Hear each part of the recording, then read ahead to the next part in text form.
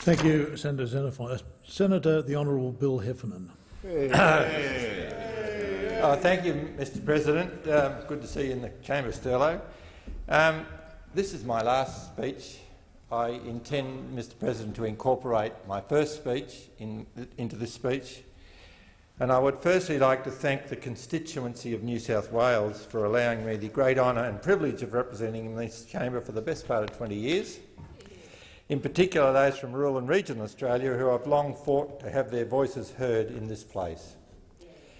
I would like to thank and acknowledge that I would not be here without the support of my family, my hard-working wife, Margaret, who's in the gallery up there with Kate, and my other children, Will, Ted and Harriet. Hello, everybody. They've always displayed much understanding, a bloody lot of understanding, and given me great support through the inevitable highs and lows of family, farming and politics. I would like also to thank all current and former members and senators and their my parliamentary colleagues, my current and former staff and the Liberal Party, and in particular John Winston Howard, who rang me up and said one day, "What about having a crack in the Senate?" So there you go, I had a crack. Those passing by have commented on a sign displayed in my office titled the Heffernan Pledge. It states, "I will behave at estimates, I will not swear, I will give other senators an opportunity to ask questions." I'm sure Senator Sterle will agree how well I've followed these guidelines. So to go to my maiden speech, which I'll incorporate, I want to quote from John Buchan, great captains from Homilies and Recreations, and I quote, "We can make a catalogue of the moral qualities of the greatest captains, but we cannot exhaust them. First, there will be courage, not merely the physical kind, but the rarer thing, the moral courage which we call fortitude, the power of enduring when hope is gone. There must be the capacity for self-sacrifice, the willingness to let worldly interests and even reputation and honour perish if only the task be accomplished. The man who's concerned with his own prestige will never move mountains. There must be patience, supreme patience under misunderstanding and setbacks, the muddles and interferences of others. There must be resilience under defeat, a tough vitality and manly optimism who looks at the facts in all their bleakness and yet dares to be confident. There must be the sense of the eternal continuity of a great cause, so that failure and even death will not seem the end, and a man sees himself as only part in a predestined purpose. It may not be for him to breach the fortress, but the breach will come." I add another quality. The greatest captains have laid their spell not only on the mind and spirit, but on the heart of their armies. I now am going to quote from various parts of my maiden speech, which I think are still relevant. That was in my maiden speech. "I wish to pay tribute to our primary industries." This is me in 1996. "Primary industry which is generally carried on in rural, regional and remote Australia and includes fishing, farming, forestry and mining, continues to contribute 75% of Australia's net external earnings, 96. Our regional cities, towns and villages that support our fishermen, foresters and farmers and miners are a vital part of that contribution, as are our rural women. Our rural women are often taken for granted. Many of them run the farm, more often the farmer. Rural women display greater patience, more resilience and are generally better educated than rural men. Marry a teacher or a nurse and drought-proof a farm is still a well-known bush convention. Rural women often have to contend with droving, drafting and old harvest trucks, yet find the time to do the books, do the washing and ironing, cook the meals, oversee the homework, school excursions, weekend sport, water the garden and look like a lady of leisure for church on Sunday. Our rural women deserve a medal for holding together the spirit of family farming. Our farmers are an endangered species, look at me.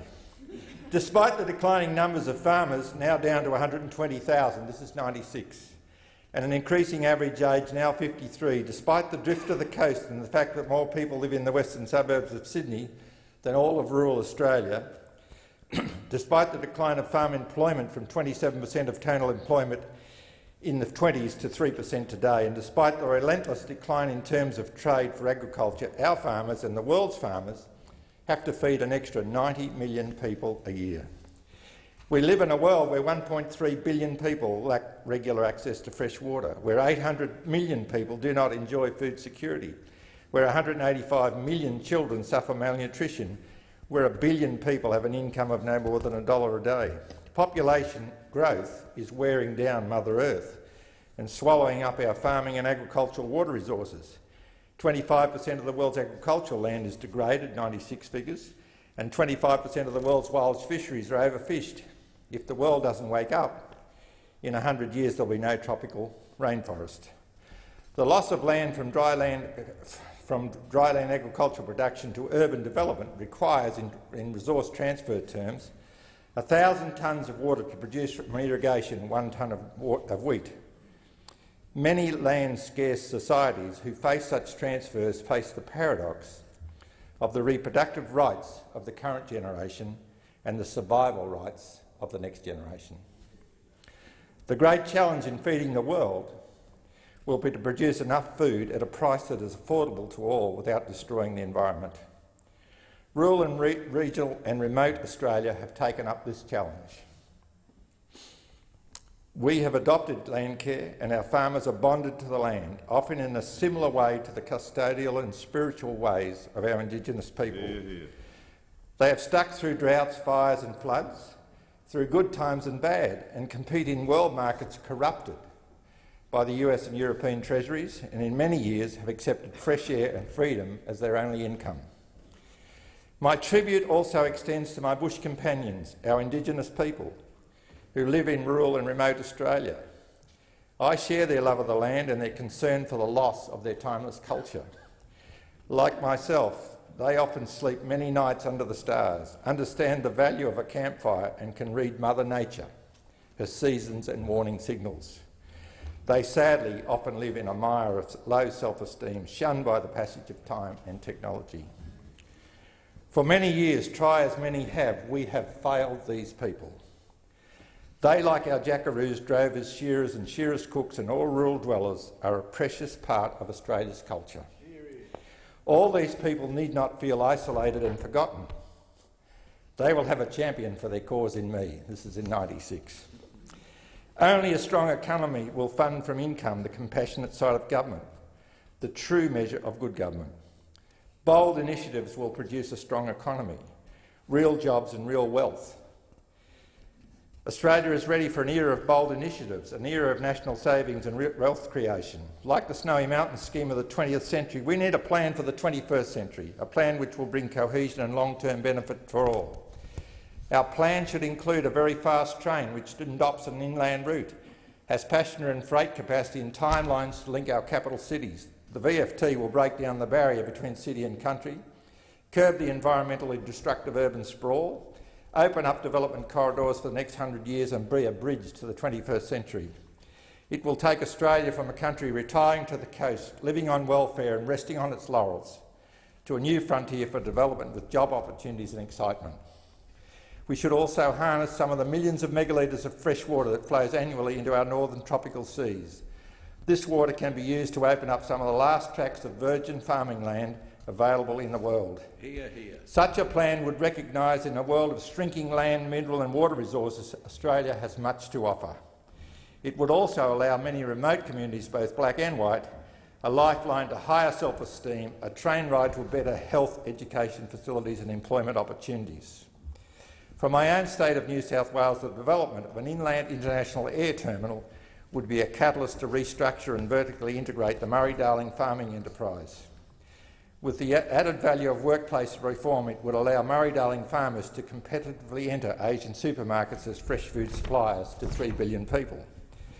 Mr President, the paradox of urban sprawl and urban consolidation and urban sprawl, public and private transport, productivity, employment, and the myriad of environmental issues, fresh air, clean air, fresh water. We buy fresh water. Will we now have to buy clean air in the future? This is '96, we're selling it now. Are not some trendy Greens issues, they are issues for all of us. They are planet survival issues which should not be solved by lobby groups, radical political agendas or single-issue parties. There are issues to be solved by government achieving an interaction and understanding between city and country, between the various competing energies and agendas between the producers and the users.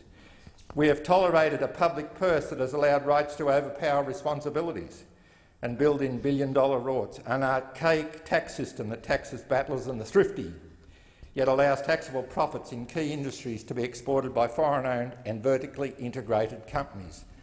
That includes transfer pricing and, of course, these days derivative swaps. My last appeal to Parliament is to create a federal judicial commission for reasons, and this is away from my speech in '96, they are for reasons that are well documented but have never been made public. I am sure the torture of history, as is the case in the current McClellan Royal Commission, will tell the truth.